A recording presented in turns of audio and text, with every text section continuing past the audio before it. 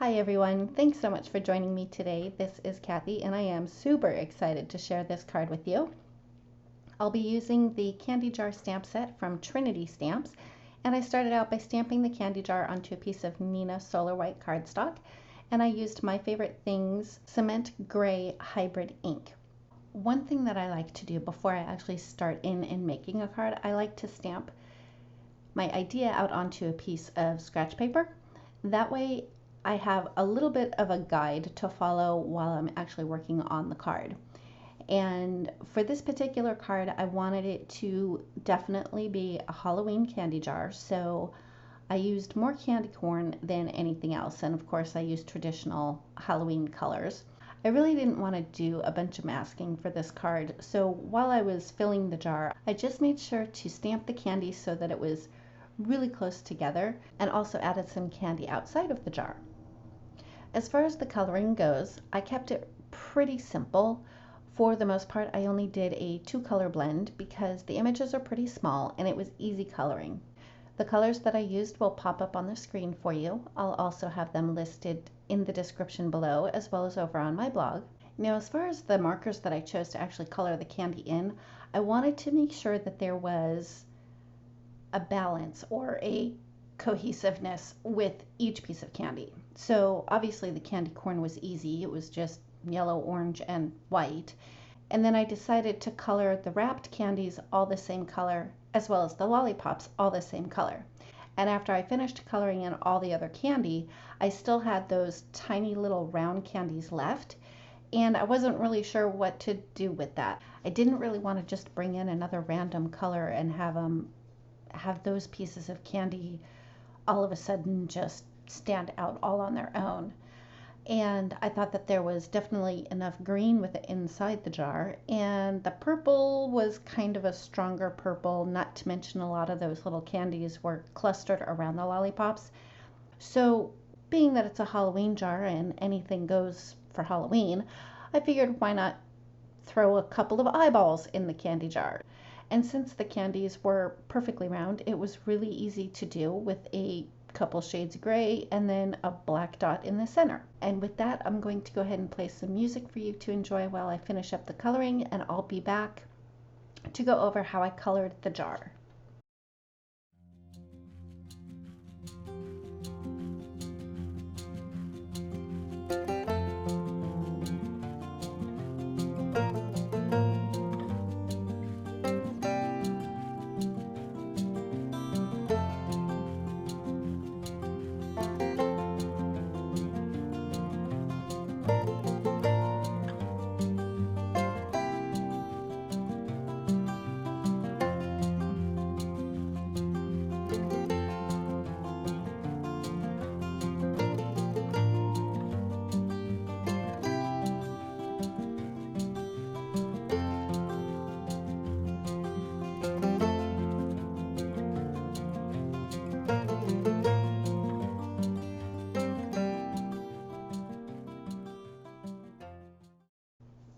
Okay, moving on to the jar.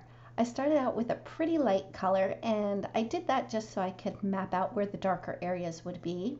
I concentrated the darker areas to be along the outer edges of the jar, and then I made sure to add in some pretty good shading underneath the lid of the jar as well as around the stem and base of the jar.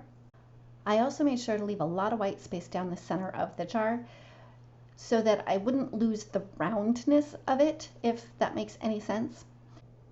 After I had mapped out all the shadows, I came in with my darkest color, and I stayed pretty close to the original map that I had made for myself, but there were a few areas where I extended it out a little bit more, particularly underneath the lid of the jar, because there would be more shadows there because of the lip that overhangs the top of it.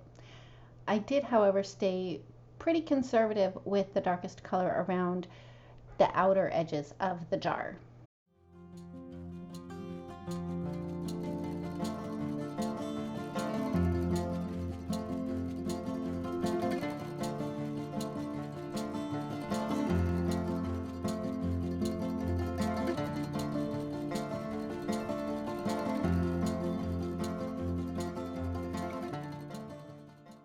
When I came in with the C1 and started flicking out the darker gray, I did go over some of the candy that was in the jar. I wasn't worried about changing the colors too much. I just made sure to be pretty quick with it and use a really light hand.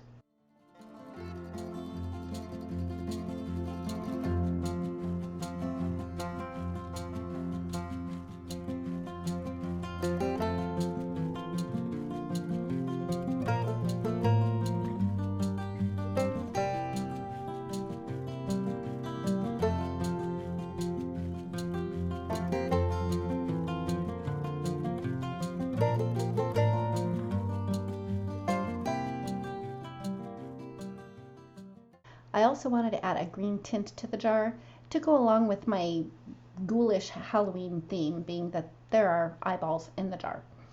So once I was done with the gray markers, I did bring in the YG00. I made sure to use a really light hand, and I did go over some of the pieces of candy even with that. And I think that by coloring over the candy, it definitely makes it look like it's more inside the jar than sitting on top of the jar. And after I was done with the green, I came in really quick with the C1 again, just to blend out some of the harsher lines. I did work on the jar quite a bit. I went back and forth between the colors, and I just kept blending those colors until I was finally happy with it.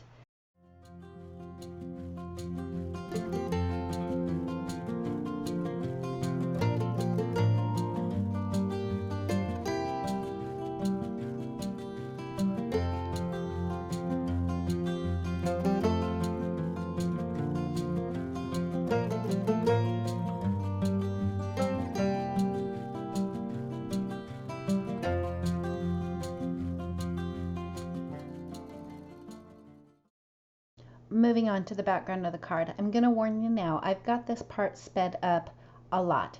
Reason being is I didn't really do anything special with coloring in the bottom part there. It just took a lot of time because I had to work my way around the candy that was actually sitting on the tabletop. Anyway, to start, all I did was draw a line with a ruler to add that tabletop. And then the next thing I did was I went in with my darkest color and added where there would be shadows underneath the candy that was sitting on the table. From there, I just went back and forth and filled it in and then reinforced the shadows for the candies that were sitting on the table. And with that, I'm going to go ahead and play music for you while I finish up that coloring, and then I'll be back for the stenciling.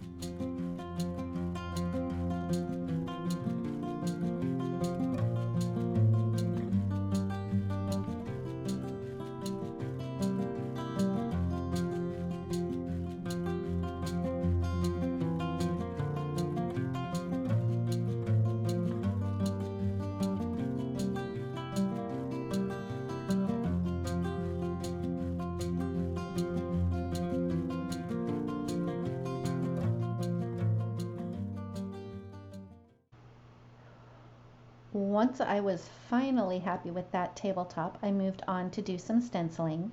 I cut a mask for the candy jar and used 2 sticky notes to cover the tabletop.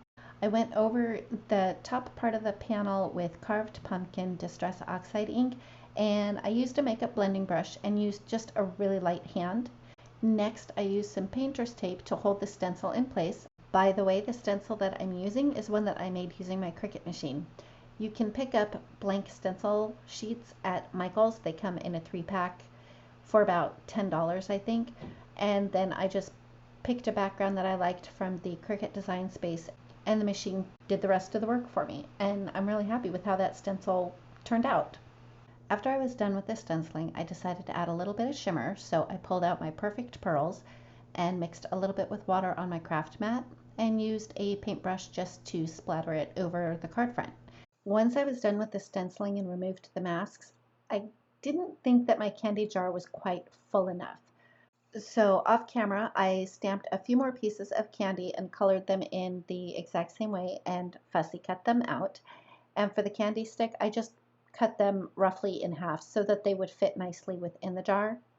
Once I was happy with how I had positioned them in the jar, I put a piece of press and seal over them to hold them in place.